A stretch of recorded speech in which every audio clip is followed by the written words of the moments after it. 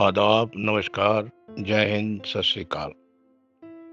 दोस्तों, एक बात तो हमारे देश में, हमारे मुल्क में बिल्कुल सच है कि हम अपने शहीदों को सिर्फ़ 2 दिन याद करते हैं। चाहे वो शहीद भगत सिंह हो, सुभाष बाबू हों, महात्मा गांधी हों, सुभाष चंद्र बोस हों, अशफाक उल्लाह हों, कोई भी हों, 2 बार याद करते हैं।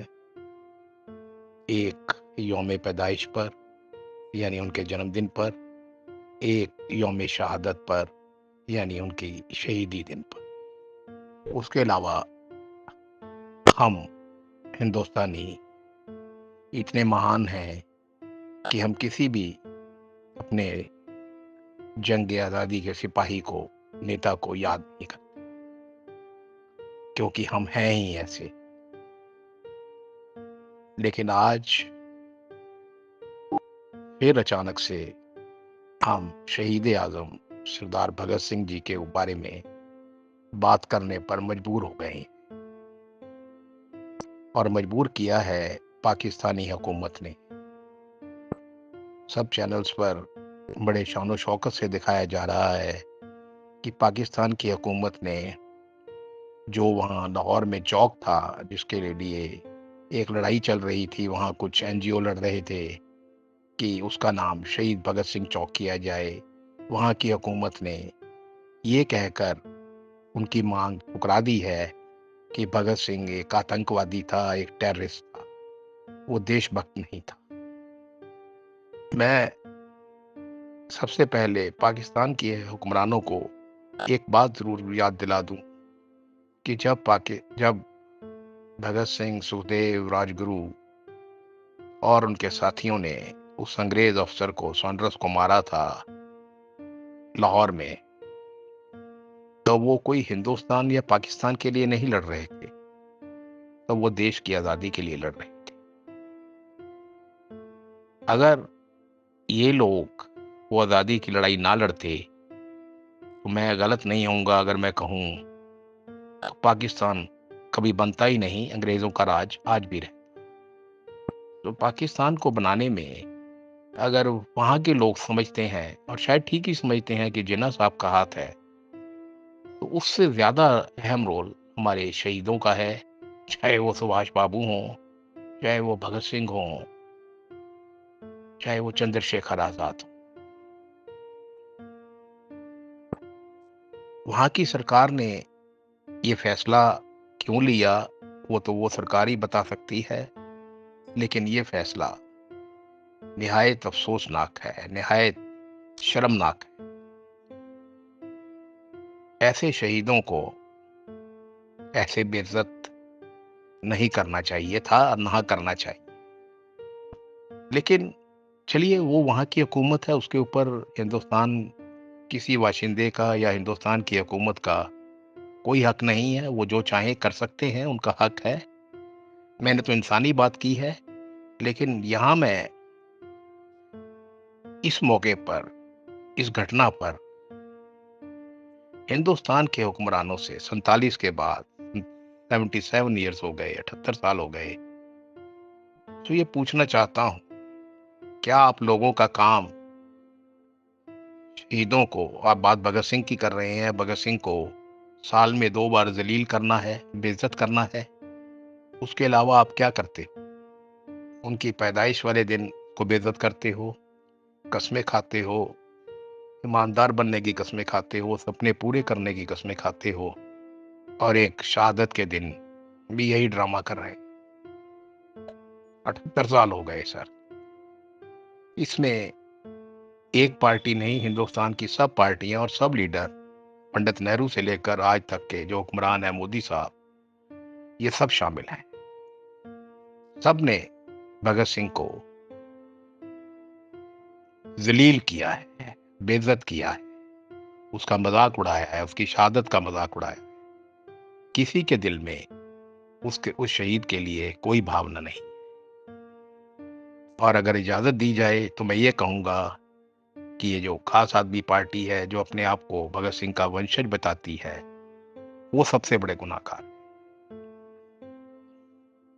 क्या आज तक खास आदमी पार्टी के मफलर मैन या पंजाब के वजीर आला साहब ने कभी ये डिमांड उठाई कि हिंदुस्तान के जो गजट है उसमें सुधार किया जाए और भगत सिंह को टेररिस्ट ना दिखाया जाए? वहां ये बात कर सकते थे, लेकिन किसी ने नहीं की। जितने हमारे देश के एमपीज हैं, 540-42, छोड़िए कोई कांग्रेस में है या जनसंघ में है या बीजेपी में है या आजाद है या टीडीपी में है, किसी में भी कभी उन्होंने एक बार भी कहा? बहुत ही दुख और अफसोस की बात। आज हम पाकिस्तान सरकार की आलोचना कर रहे हैं, क्रिटिसाइज कर रहे हैं, लेकिन हम क्या अपने गिरेबान में झांक कर नहीं देखते? आज भी किसी हमारे नेता ने हिंदुस्तान की सरकार से नहीं कहा कि भगत सिंह को उसका स्टेटस दे दो, उसको हिंदुस्तान में तो कम से कम आतंकवादी टेररिस्ट ना कहो। यहाँ तो गजट में सुधार कर दीजिए। यहाँ तो पाकिस्तान सरकार की परमिशन नहीं चाहिए उस गरीब आदमी को इंसाफ दिलाने के लिए। तो ये कोई बात क्यों नहीं कोई उठाता? और मैं हैरान हूँ उनके भगत सिंह के जो रियल कुछ है रिलेटिव, भतीजा है या भांजा है, वो अभी हैं। उन्होंने भी कभी नहीं कहा। शायद उन्होंने उसके नाम पर जो फैसिलिटीज मिली, जो सुविधाएं मिली, वो तो ले ली। चलिए, लेना उनका हक भी था, उनको मिलनी भी चाहिए थी और उनको मिली तो वो बुरी बात नहीं, लेकिन वो भी नहीं बोले कभी भी। क्यों? क्या भगत सिंह का मतलब सिर्फ कोई फैसिलिटी लेना ही है, रह गया है इनके लिए? कितने अफसोस की बात है यार। देश ऐसे नहीं बनते जैसे 78 साल से हिंदुस्तान बन रहा है। देश को बनाने के लिए शहीदों के साथ मजाक नहीं किया जाता। देश को बनाने के लिए उनकी झूठी कस्में नहीं खाई जाती। देश को बनाने के लिए उनकी झूठी तस्वीरें नहीं लगाई जाती। सच का सामना सच्चाई से करना पड़ता है। लेकिन राहत भाई एक जगह कहते हैं, घर के अंदर झूठों की एक मंडी है, बाहर लिख रखा है सच बोल। ये सब झूठ के पैगंबर हैं, सब झूठ के मसीहा हैं। कोई हिंदुस्तान का नेता सच नहीं बोलता। किसी को, किसी हिंदुस्तानी से, किसी देश से जिसका नाम हिंदुस्तान से कोई मतलब नहीं है। सबको सिर्फ अपनी गद्दी और पैसे की जरूरत है। इसके अलावा अब पता नहीं भगत सिंह, राजगुरु, सुखदेव, अशफाक उल्लाह, राम प्रसाद बिस्मिल, सुभाष बाबू कैसे इस देश में पैदा हो गए और वो कहकर चले गए कि हम भी आराम से जी सकते थे घर पर रहकर। हमको भी पाला था माँ बाप ने दुख सहकर।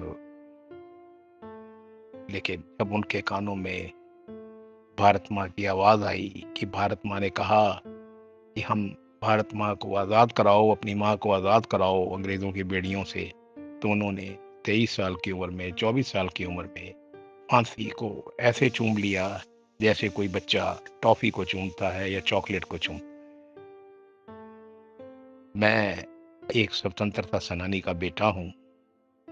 आज मैं अपना सर शर्म से झुकाता हूं कि मैं उस देश का बाशिंदा हूं, उस देश का नागरिक हूं, उस देश का सिटीजन हूं, जो देश अपने शहीदों के साथ झूठ बोलता है, मजाक उड़ाता है। और ये भी सच है कि वक्त हमारे देश का मजाक उड़ा रहा है और मजाक उड़ता रहेगा जब तक ये नेता लोग अपने गिरेबान में नहीं झांकते। जय हिंद। हम भी आराम उठा सकते थे घर पर रहकर, हमको भी पाला था माँ बाप ने दुख सह सह कर। वक्त रुखसत उन्हें इतना भी ना आए कहकर, गोद में आंसू जो टपके कभी रुख से बहकर, उसी को तिफल समझ लेना जी बहलाने को। हमने जब वादिये गुर्बत में कदम रखा था, दूर तक यादें वतन आई थी समझाने को।